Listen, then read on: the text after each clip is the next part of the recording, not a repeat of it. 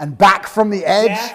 Death and rebirth. That's the archetype, right? And what does that require? It means going into the cave and facing your dragon, which is your deepest fear, and feeling like it's going to kill you, and then entering into the void of nothingness, and then coming out the other side, reborn. And in that place where you're reborn, you're going to know things that you did not know sitting right here. And you're going to have a much bigger perspective, right? I mean, you agree with that template, right? I agree with it, but I feel like I can just, I don't feel like get around that? Not get around it, but I don't ever have to fully die. Like, I can just come close enough times. Like, I'm not going to underplay. No, of course. But I'm not going to underplay how significantly difficult my jail experience was. Yeah, because you do talk about like how tough you were, you managed it, and I guess I believe that. I'm not, but there had to be moments where you're just like, it was terrible. Despair. No, it was absolutely terrible. Or fear, or like. But this is very interesting into your death and rebirth point, because when it felt completely terrible, I do have the emotional control to not feel that. But I decided to let myself feel it because I felt like I wouldn't learn as much if I turned my brain off. That's right. So I've talked on PBD about Tristan. Tristan and I have the same superpower. Tristan didn't care about jail. He didn't care. He didn't, or he acted like he didn't care. His own code. He acted like he didn't care. But that was his coping mechanism. Sure. Don't care about jail. I decided, no, I'm going to care. I'm going to feel everything. I'm going to allow myself to feel these negative emotions because I feel like I will learn more. I could have done what Tristan did. I could have woke up and said, one day or later they'll let me out. Still rich, give a fuck. Right. Could have done that. I didn't do that. And jail, that's why he sleeps. That's why I have nightmares. Because I don't believe his jail experience was that traumatic because he turned his brain off to it. And that is a superpower. Yes. And I do have that power. If I went to war, I could go to war and watch all my friends be blown to pieces and still fight. Yeah. I would still be capable. I can turn my brain off if I have to, but I decided not to because I felt that feeling things would teach me more, which is why I'm kind of arguing your point about death and rebirth, because I feel like I don't have to fully break. I just have to get close enough to the edge to learn something and come back. Why not break? Because if I break, then there's too much. My empire might fall. You don't know. Well, exactly. You don't know. I don't know. And that's scary. It is scary. Yeah. So why would I? That's why you don't want to break. Completely. It's scary. I don't want to lose what I have. Yeah. Mentally, But physically, financially. Yeah, but that attachment, what would God say to that attachment? I don't want to lose what I have. But okay, I don't want to lose what I have because I also have a responsibility for others. Let me tell you something. If my mind broke and I couldn't come back from that. What's more important, your family or God? Does God want me to break? I don't know. You asked the question. And if he does, I will break. Right. Right? Well, but you won't have a choice. I won't have a choice. But jail itself was terrible. Like, we're talking about vulnerability. I can sit and explain all the things I struggle with in jail. It was absolutely terrible. And I think a lot of people who are watching this, I think they need to keep in mind, I wasn't in jail. I was in Romanian jail. What's the difference? Well, it's the poorest country in Europe, and it was built during communism, and it's basically designed to torture you. Cockroaches, Yeah, I mean, it's not like jail, like we imagine jail. I don't want to insult the Romanian justice system, and I don't want to insult any Romanians. I'm still within the confines of Romania, but I think most people at home understand what I'm talking about. I didn't have yard time. I didn't have any friends. I was in a room for 93 days. I did not leave that room unless I was being dragged to court in a language I didn't understand to be sent back to the room. Yeah, it was hard. I did a 4-day vision quest, 4 days, 4 nights, no food or water out in the mountains, like in a restricted area, like just like a prison cell. And that took me to my edge. So I can't even imagine 93 days. Yeah, I mean, it's terrible. And you don't know how long you're going to be in there for. Yeah. And you have no control over anything. And you don't sleep very well. People think you just sleep it off, but you can't. The jail is very loud. There's a lot of distressed people in there, a lot of upset people. The energy is sad. Yeah, it's a bad place to be. But I knew that my only option was to deal with it. So I knew that not handling it wasn't an option. So if not handling it, it's not an option. The only option left is handling it. So you just have to find the best way to do it. Yeah. And I certainly allowed myself to feel a lot of emotions in there that I could have probably blocked out so that I could learn as many lessons as possible. And I've learned a lot of things. But I would say that, I mean, all in all, I understood as a man, you need to have a strong body so you're not attacked by anyone else, and a strong mind so you don't attack yourself. And I think jail in many ways is just pressurized life. And if you feel a little bit angry outside of jail, you'll be very angry in jail. It's pressurized life, and you can't distract yourself with anything. Most people, if you feel angry right now, you're like, oh, that pissed me off. And then you get on your phone and talk to someone else about something else. You distract yourself, but you're left alone with your thoughts, and you can't distract yourself. And God decided to put me in there to learn some things. And I think it just confirmed a bunch of things I already knew. And I think it was a chance for me to prove to him and to prove to myself I'm not full of shit. And I think that that was... Did you worry that you were full of shit? Never. But it's good when you get tested. No, but this is actually the truth. Top G, right? It's a name, it's a nickname, blah, blah, blah, Top G. The basic premise behind it and why I'm idolized by all these young men especially is I'm Top G, the number one G, the guy who can do anything. He's the guy. I never for a second when I was saying it didn't mean it. I never for a second when I was saying it thought I was full of shit. So God was like, okay, let's find out if he's full of shit. Right. And I was placed there and I said, all right, this is a chance for me to prove to myself and prove to God and prove to the man watching to the prison guards and prove to everyone else, my ancestors, that I'm not full of shit. I had a sense of duty in there and I feel like I performed it exceptionally. And it doesn't matter if they kept me in there for 3 months or 3 years or 30 years. I have to perform. That's who I am. And I will default to rationalizing, as you said, whatever it takes. I will come up with any rationale and I will say it in any way which is interesting and engaging and convincing enough to the outside world and to myself to install it in my brain that allows me to compete. That's just what I'm going to do because I don't want to lose anything ever. Yeah. And life, perhaps if we want to extrapolate this out, perhaps God's trying to break all of us.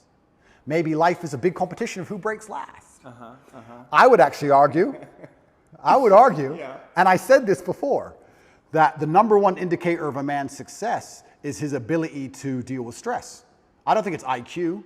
I don't think it's physical capability. I don't think it's anything. If you take a man who can deal with a bunch of stress, he's going to be more successful than a man who can deal with less stress. How much stress you can put up with has a direct correlation to the kind of life you're going to live. Most people who want my life don't have my life because they couldn't handle my life. Yeah. That's why. They go, I want to be like Tate. I want fast cars and private jets and all these girls and all these kids and all blah, blah. But they couldn't handle it. They couldn't deal with the pressure of it, which is why they'll never get there. Because even if they get anywhere near it, they'll have a mental breakdown. Right. So how big your life is and how successful you are in the physical realm is directly linked to how much stress you can deal with. And perhaps God's trying to break all of us. And he's trying to find all of our limits. I think most people at home watching this probably have something going on in their mind right now or something going on in their lives that might break them. Yeah. To me, it would be nothing. To them, it's a big deal. Yeah. So God's out here to break all of us, and I want to be the guy who breaks last. Well, maybe he's trying to make us stronger, give us tests to help us evolve, to help us grow, to help us know him more. Absolutely. So let's assume that's what God is doing. To a degree, he's trying to see where all of us would break. You have two responses to that. You can either be intimidated by the fact that God is out there trying to make your life difficult, or you can be excited by the idea of it and saying, this is my chance to prove myself to God. Right. Which is what I was saying earlier on at the very beginning of our podcast, why I've adopted the mindset where struggle is semi-exciting to me. Yeah. God is out here trying to ask me questions or put me through scenarios where I get to prove myself to him, and perhaps that's why all the bad things happen. Maybe that's why that girl left you. Maybe that's why he made you love her so much so that she could break your heart and fuck your best friend on purpose so that to see how close you could come to breaking. Maybe that's what it's all about. Well, maybe that's the fun of it. The mantra that I use is, yes, thank you. Whatever comes, yes, thank you. And yes is an acceptance to God, and thank you is gratitude for what's happening. And that mindset is a kind of surrender to God's will. Yeah. Do you struggle between, your will is very strong. Yeah. And I can feel the place where you like to impose your will in the world. Yeah. So your will versus God's will. Well, he'll win. Are you in a fight with God on some level, like not literally, but unconsciously, between his will and your will? No, I think I am doing his will. I think I am doing his will, which is what it takes to be truly successful in the world. I do believe that the moral arc of the universe does bend towards truth. And that's not my saying. I think that's Martin Luther King's. But I think that it bends towards truth and justice in the end. Mm-hmm. I think that the battles we are currently fighting in society, which look hopeless, in the end can be won. And I feel like I am doing his will by standing up and telling the truth. I think I'd have to be a complete coward of a man to end up having all of the masculine youth of a planet paying attention to every word I say, and then say, oh, but if I tell them good things, if I help them and help the world by extension, I might get in trouble.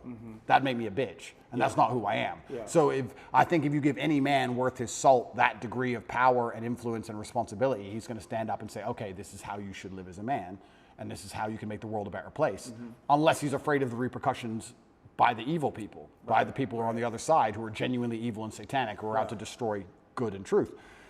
And I'm not a coward. I've never seen myself as a coward. And in fact, we don't talk about vulnerability. The number one thing I could never exist as is a coward. I think that's, you want to talk about my biggest fear, it would be knowing I'm a coward. Seeing myself as a coward and being very realistic and knowing I was actually a coward. I couldn't accept that because I feel like I would be disappointing all of my ancestors and God, and I would have been full of shit all the time I was talking. Now I'm a fake, now I'm a liar, and I'm none of those things. When I say to the camera and I sit here and talk about depression not being real, I mean what I say because I've lived enough shit to tell you that if depression was real, I would have been depressed.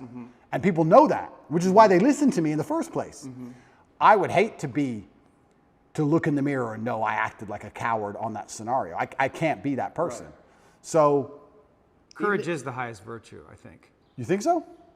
Courage, love. Well, I like to think of myself as a man with plenty of love in his life and a very loving man. I also like to think of myself as an extremely brave person.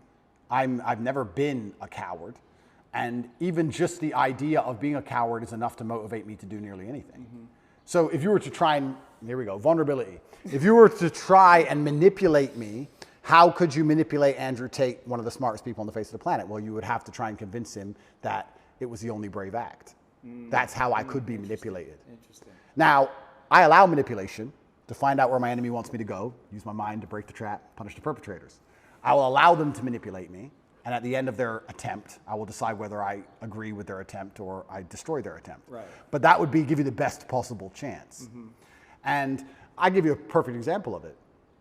COVID, when on day one, when everyone got locked in their houses and they were talking about Italian hospitals being full and people were dying on the street in China, when everyone believed because it was brand new, day one, me and Tristan decided to fly to Sweden and just run around in nightclubs because it's the only open country.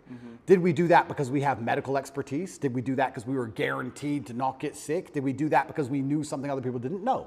It was the brave choice. The brave choice is to go do something reckless. We might all die. Let's die in a nightclub in Sweden instead of dying in our house. So we always have chosen and defaulted to the brave choice. And part of me, maybe when we talk about excitement, I love when God or life or the universe or whatever you want to call it gives me a chance to be brave. I love when he gives me an opportunity. Here's your chance to be brave, Andrew. Here is your chance to show you are that guy. Here's your chance to have another story where everyone else would have failed, you would have succeeded. Here is your chance to win. I love that because, you know, it's easy to fly around on private jets and stay in 5-star hotels with a bunch of beautiful women and drive Bugattis around. Cool. But where's the point where I get to actually prove I mean every word I say? So God gave it to me. So yes, thank you. I agree. We agree. Thank you. And if God decides I have to go back, then the best mental model I can have is not the Romanian system of justice is unfair. It's corrupt. I got too big. The Matrix got me. No, the best mental model is God wants me to learn something here. And he's going to teach me that through suffering. He's going to make this difficult, and he's going to make me feel pain, and he's going to make this as hard as he decides it needs to be so that I can sit here and learn things. So I'm going to go and sit with my cockroach friends, and I'm going to learn. I already learned things. I can tell you a bunch of things I learned. Even physical things. I would hunt cockroaches in the dark. At night, I would stand there to kill them. I'd stand near the wall and I'd measure out a palm strike directly, exact measurement, so I didn't hurt my elbow or my hand, to the wall. And I'd just sit and just wait. And I'd hear them crawling. And in nearly pitch black, I could hear one in front of me. Bam! I got to the point where I could kill them. Ninja for real. I was like, I'm learning shit in here. So that was fantastic. Yeah, I learned. Did you learn anything about yourself? This is again new information. That's all. I mean, you must have, right? I mean, you had a new experience, so there must be new information. I mean, you got tested.